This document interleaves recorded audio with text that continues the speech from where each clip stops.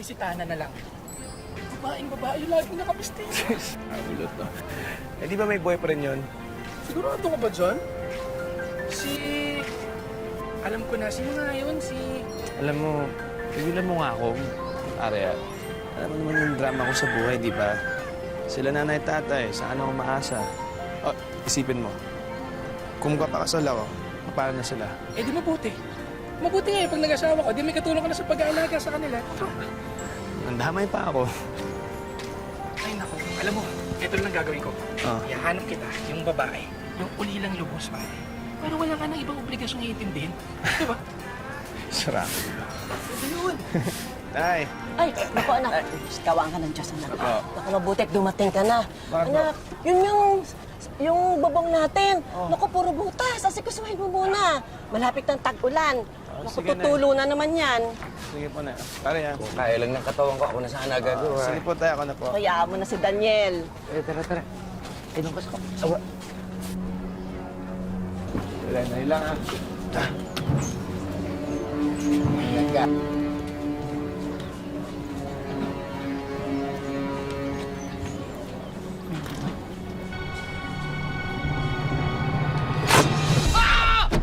Daniel, pare! Huwag ka muna kumilos, baka napilayan ka! Daniel, okay ka lang ba? Oh, okay lang. Nanay, nahilang. Ano yung manig? Dahan! Yung likod mo. Ano? Okay lang. Kaya ko lang to. Matitis. Bakit Okay sa lang. ulo mo? Dahan! Diyos ko, tong anak ko naman, hindi naman nag-iingat eh. Nay, okay lang yan. Ano ba? Tay, okay lang.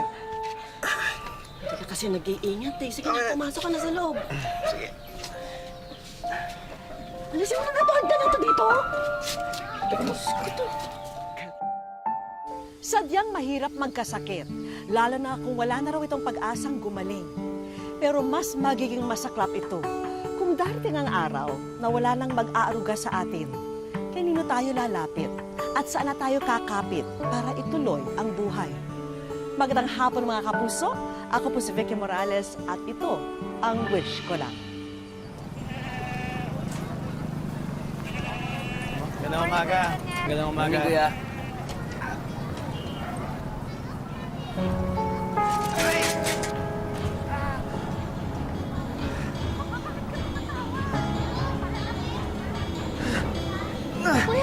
Kuya, okay ka lang? Kuya, tayo mo yung bike. Tingin-tingin mo dyan. Tulungan mo, wait lang.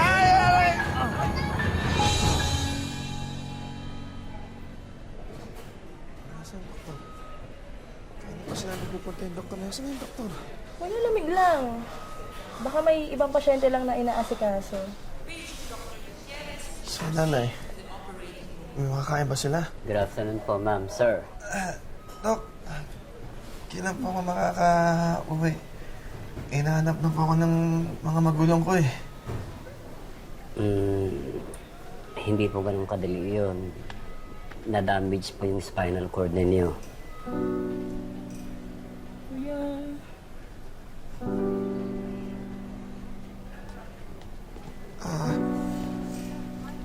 Gaano po katagal, Dok, bago ako po makalakad ulit? Dok, I'm really very sorry, pero hindi ka na makakalakad uli. Binaliwala lang noon ni Daniel ang kanyang aksidenteng pagkahulog. Pero hindi niya alam na matindi pala ang pinsala nito sa kanyang spinal cord. At ito ang dahilan kung bakit naparalisado ang kalahating bahagi ng kanyang katawan. Daniel, ito na yung pagkain mo. Pinagluto kita. Alam ko gusto mo to. kaya na lang po, Nay. Napakagana. Huwag ganyan, anak.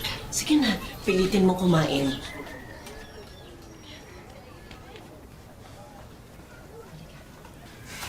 Mali po ito, Nay. Mali po.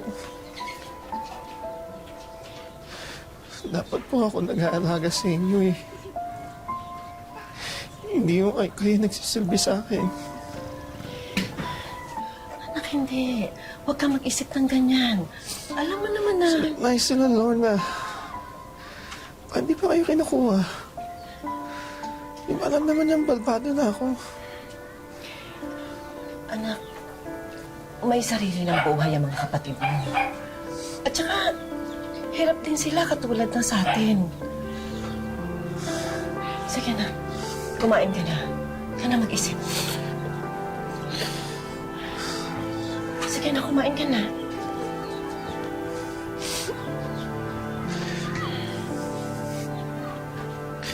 Dapat namatay na lang ako eh.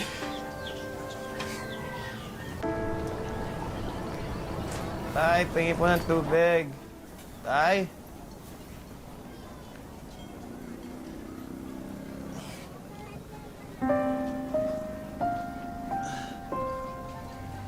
Tay!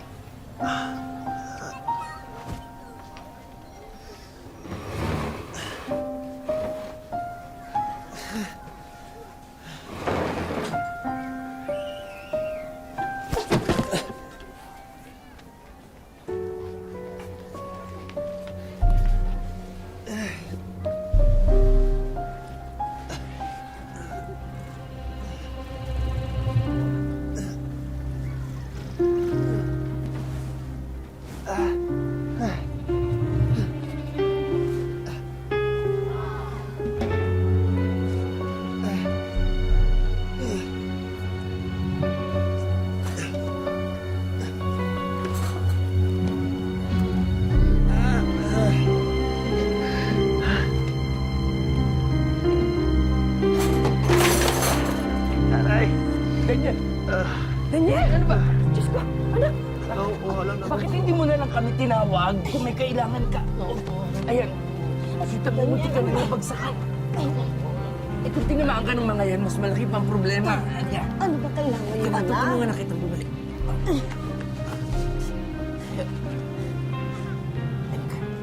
Oo lang Kita naman po bumalik. eh. Halika na. Oo lang po.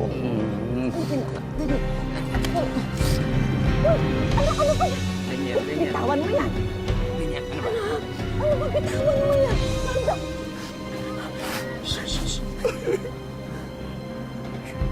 Daniel. Anak.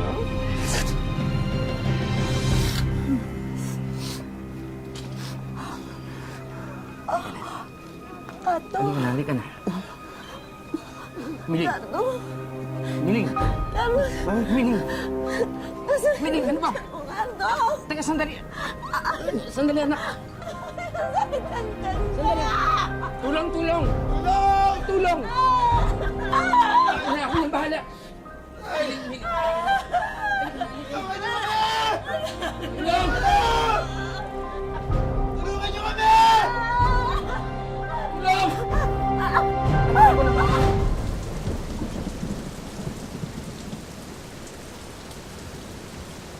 Malubhang sakit sa bituka ang umagaw sa sigla ni Nanay Miling. Wala na raw lunas dito. Sabi ng doktor, 2 buwan na lang daw ang itatagal ko. Pero halos 1 taon na. Nandito pa rin ako.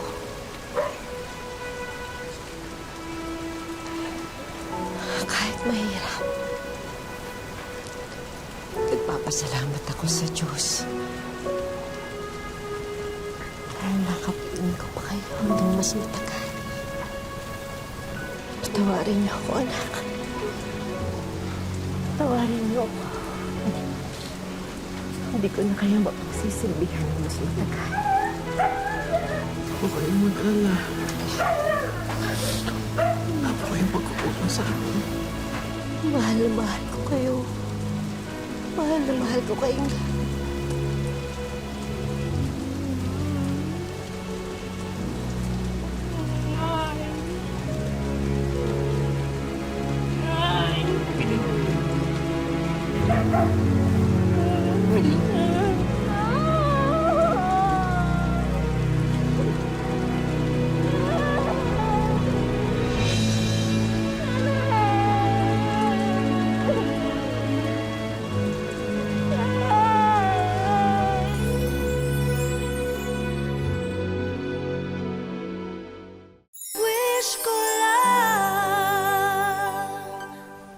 pagkamatay ng ina ni Daniel, sila na lang ni Tatay Cardo ang naiwan sa kanilang bahay.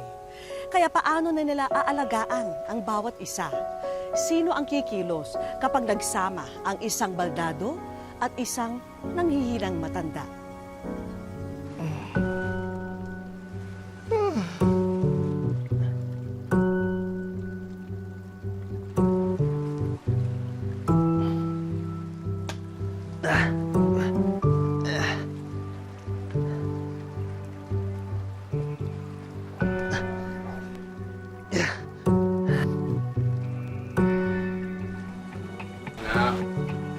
Tay. Maayos ka ba? Nailan, tay. May mga bisita ka. Nailan. Sige po, tay. Morning, Kuya Daniel. Oy, magandang umaga. Kumusta? Okay naman po, magandang umaga. May pinadala pong pagkain si nanay Ayan. para sa inyo. Talaga? Sana daw magustuhan niyo. Salamat, salamat. Salamat sa nanay mo, ha. Napakabait talaga nito mga kapitbahay namin, no? Naku, okay lang po yun. Ay, siya nga po pala. Okay na po yung tubig nyo. Ayun. Kamusta po yung ginawa nating lubid-lubid? Okay nga eh. Yun, at least pag nandito ako sa bahay, nakakakilos ako kahit paano. Maraming salamat. Wala po yun. Hayaan nyo po. Iisip pa ako ng iba pang gawaing bahay para hindi na po kayo tatayo. Sige po. Salamat, salamat. Swerte naman namin sa kapitbahay. Mabait nyo. Dali, ha. Gagawa ko kayo ng kape. O sige, tay. Sige, salamat. Tay. Anak. Okay na kayo, tay. Tay. Tay, ano po nangyari sa inyo, Tay? Tay, Upo niyo si kayo? tatay. Tay. Wala akong makita. Tayo po. Dito po. Wala akong makita. Dahil na rin sa katandaan, lumalaraw ang katarata ni Tatay Cardo. Kaya lumabo ang kanyang paningin na tumuloy na rin sa pagkabulag niya. Pato. Uy. Liz. Hindi na lang nasa taas to. Tay, gising na. Sasayang muna ako. Ayun.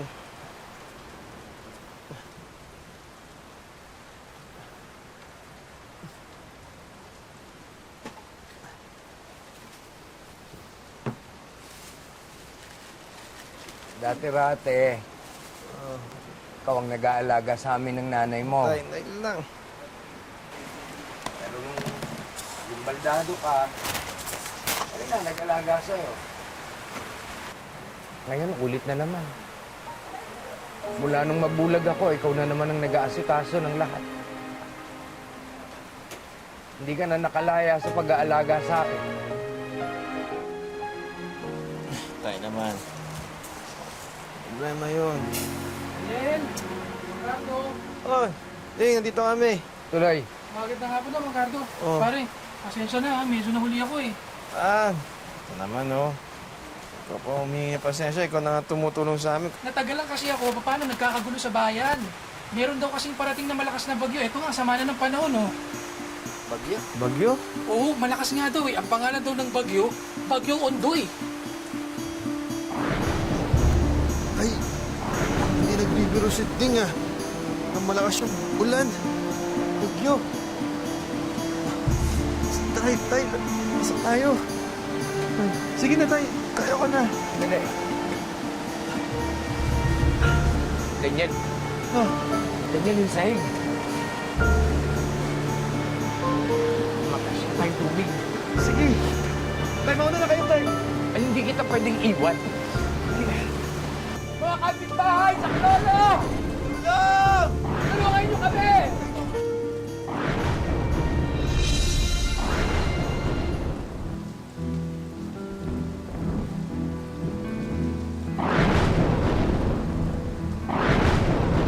Tay, mauna na kayo, tay. Hindi na pwedeng iwan. Tay, mauna na kayo. Kung nalulunod tayo sabay. Tulong! Tulong! Tulong! Tulungan niyo kami! Kami pa! Tulong! Tulong! Tulong! Tulungan niyo kami! Eh, mauna na kayo, tay! Tulong! Tulong! Tulong! Tulong! Tulong!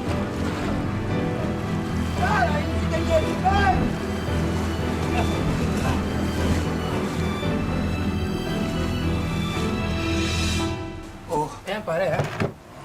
Pinagtulungan na namin ayusin itong bahay niyo. Salamat pare ha. Nakakahiya na nga eh. Hindi ko alam kung paano kayo mabubuhay kung wala kayo. Ano ka ba naman? Makapagsalita ka, parang hindi naman tayo mga magkababata. Salamat talaga. Okay lang po yan. Napakaswerte namin na nagkaroon ng mga kapitbahay na kasimbuti nyo. Makakabawi rin kami ng utang na loob parang araw. Wala po yun. Tulong na po namin sa inyo yan. Paano po? Mauna na po kami? Sige, salamat. Sige po. Pare, Pare, ingat.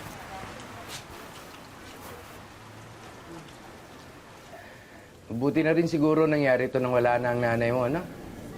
Sigurado ako matatakot yun sa bagyo at sa baha. Oo nga po eh. Akala ko nga po, tapusan na natin eh. Anak, sinuko mo na ba yung plano mong tapusin ang sarili mong buhay?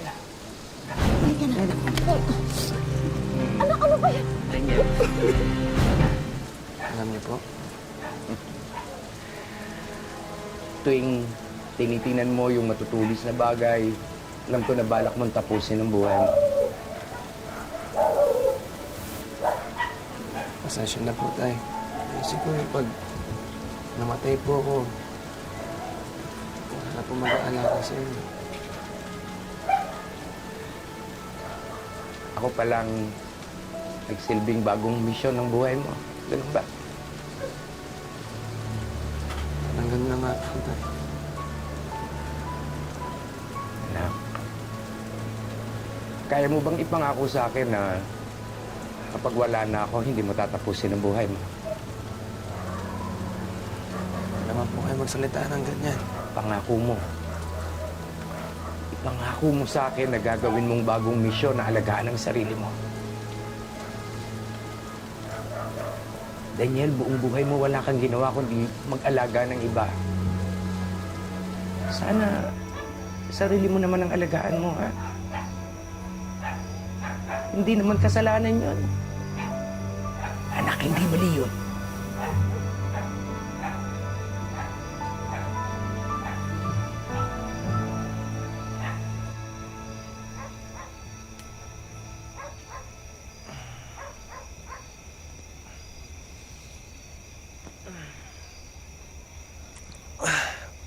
Tay! Eh, gising na!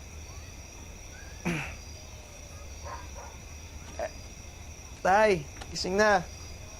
Tay! Tay! Tay? Tay?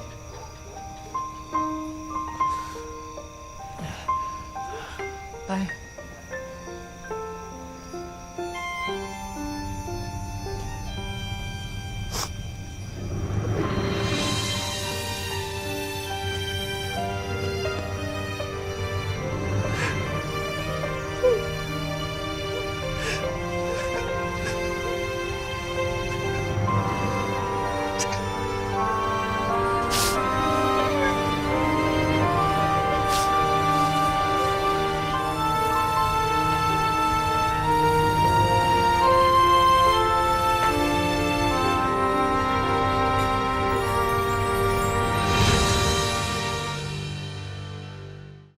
Wish ko lang.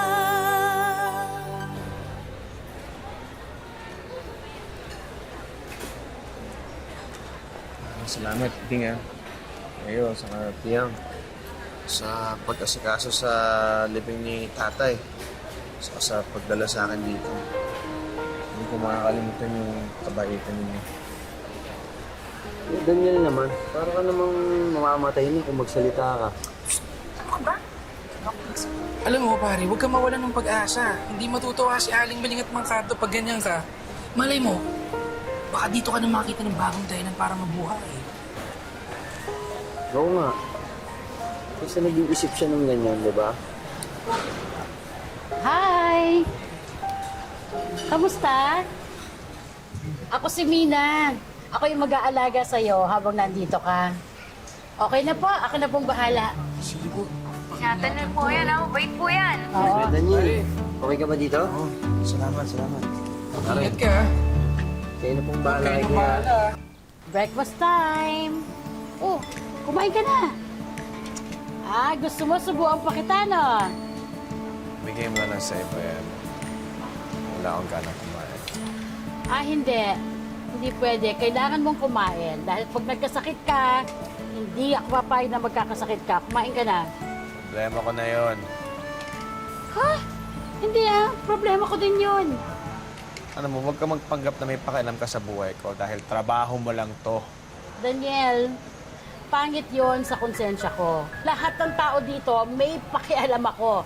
Baldado man o hindi. Hindi nila babawasan ang sweldo ko dahil wala akong sweldo dito. Hello? Volunteer lang ako dito, no? At lahat ng ginagawa ko dito, libre.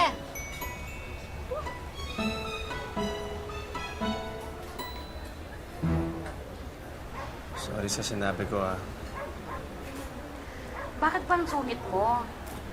Tapos gusto mo, mamatay ka na. Paramdam ko kasi wala na akong silbi. Nabubuhay ako, pero para saan? Ano? Lahat ng nakatira dito, matatanda na at may depresya yung mga katawan.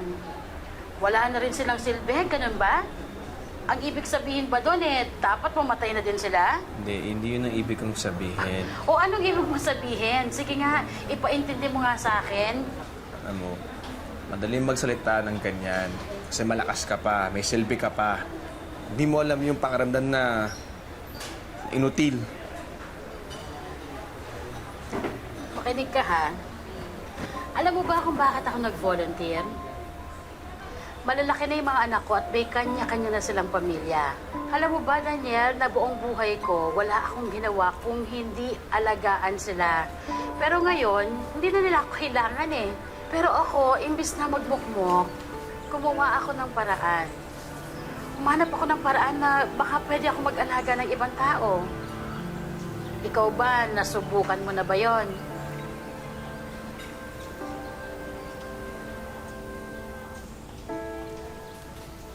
Balita ko gumaganda na daw ang lagay mo Yun lang ba yung balita mo? Oo.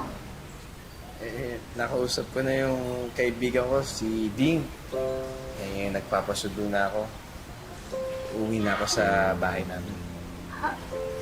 Bakit? Akala ko pa naman natauhan ka na. Hindi, wag mo isipin na ikaw yung dahilan bakit aalis ako. Namimiss ko lang talaga yung bahay ko, yung kinalakihan ko. Yun talaga yung bahay na mahal ko.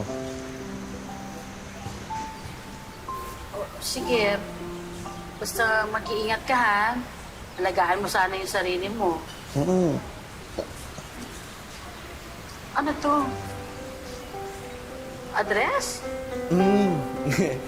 Sabi kasi nila Doc dito, pwede daw akong pumili ng isang volunteer dadalaw sa bahay. Tutulungan ako. Yung magpupunas ng negod ko. Siyempre, ikaw na isip ko. Wow. Payag ka ba? Ako talaga? Oo, papayag ako. Diba, yun naman ang silbi ko sa buhay. Salamat ha. 2 taon na ang nakalipas mula nang bumalik si Daniel sa kanyang tahanan sa Santa Maria, Laguna. At para siya'y kamustahin, nagtungo ang aming grupo roon. Ayon kay Daniel, 16 na taon na raw na ganito ang kanyang kondisyon. Higit kasing napinsala ang kanyang spinal cord. Hindi raw biro ang mamuhay mag-isa, lalo na raw sa tulad niyang paralisado ang kalahating katawan. Puro pagdurusa. Hindi ko akalain na dumating ako sa panahon na hawa ng Diyos, nakasarvive ako kahit anong. Sadyang tinanggap na lang ni Daniel na maging ganito ang kanyang kapalaran. Wala pong hindi makakaharaslo mo sa ganitong sitwasyon. Nakapalang pag-asa. Malungkot. Ganun ang buhay ng mga tao katulad namin. Palibasa wala na silbi. Pero laking pasasalamat niya nang muling magkakomunikasyon sa dating nag-aruga sa kanya sa ampunan. Mahirap ang kalagayan niya. Kaya doon ako naawa sa kanya sa mga kwento niya sa akin, usapan namin sa cellphone. Kaya nag-apura ako magpunta sa kanya. Sabi ko, magbo-volunteer akong 2 linggo. Hanggang sa inabot na ako ng ngayon nga. Magdadalawang taon na ako sa September 14. Mula nooy, halos araw-araw na raw nagpupunta si Mina sa kanya upang siya'y alagaan. Araw-araw, nililinis ko siya. Nagkakaroon na nga siya ng bedsore. Kahit hindi naman siya pwedeng bumangon, papihit-pihit lang siya. O di, pinupunasan ko lang siya ng kahit na anong mga gamot. Panatag na raw ang kanyang kalooban dahil mayroong taong kahit hindi niya kadugo, laging nariyan at handa siyang damayan. Parang mayroon akong magulang uli na ina nagkakalinga sa akin, kapatid.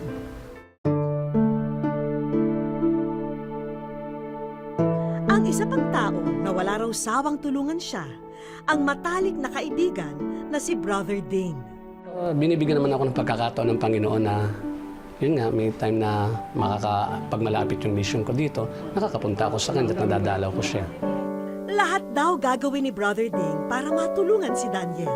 Ito rin ang nagtulak sa kanya para idulog sa aming programa ang kwento ng kaibigan. Sana ma-feature ito sa Wish ko lang. Kasi nakikita ko doon, natutulungan eh. Ang dami natutulungan.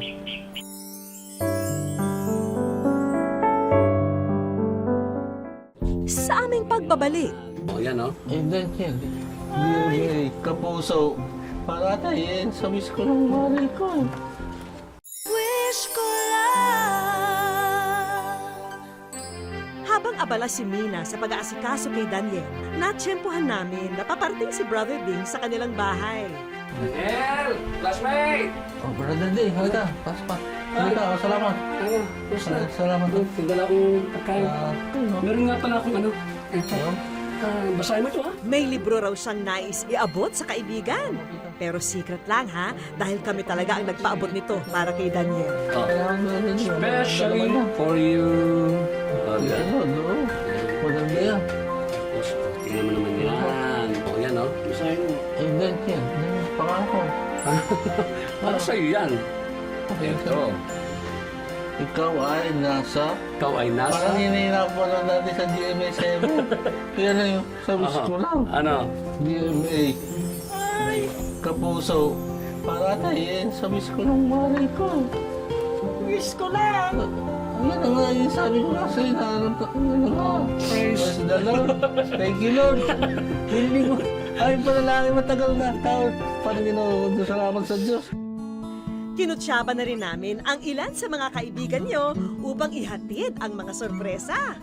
Balita namin, wala na raw natira sa mga damit mo mula nang kayo'y maundoy noong 2009. Sobrang kaligayahan. Naramdaman ko sir, sa isang katulad ko na wala na silbi sa buhay at talagang hindi ko po akalain na tugunin ng wish ko lang ang aking mga panalangin. Hindi ka na mamomroblema, Daniel, para sa iyong diaper at medical needs dahil sagot na rin namin yan. Paparelax ng mga balat. At para mas maging komportable ang iyong paghiga, narito ang aming munting handog. Ay, salamat sa Diyos. Pati si ate niya, ano, brother Day. Sa totoo na itong mga una na ito, tira-tira ng undoy. Ito na yung pangarap kong tunay. Yung bukas-bukas na hindi Oo. Uy, parang lagay na itlog. Narito rin ang ilang grocery items para sa inyo.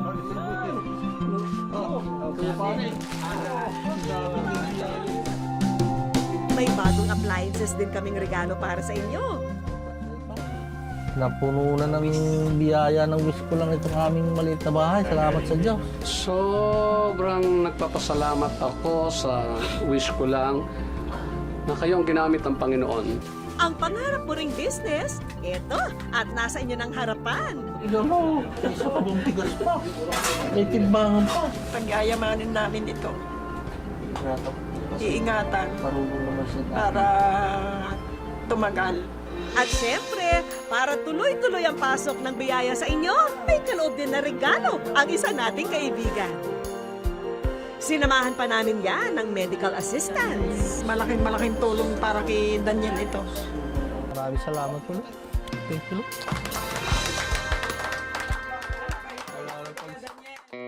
Lahat tayo ay naghahanap ng pagmamahal at kalinga.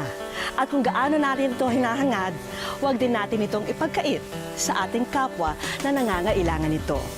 Maraming salamat po sa inyong pagsubaybay. Ako po muli si Vicky Morales at ito ang Wish Ko Lang.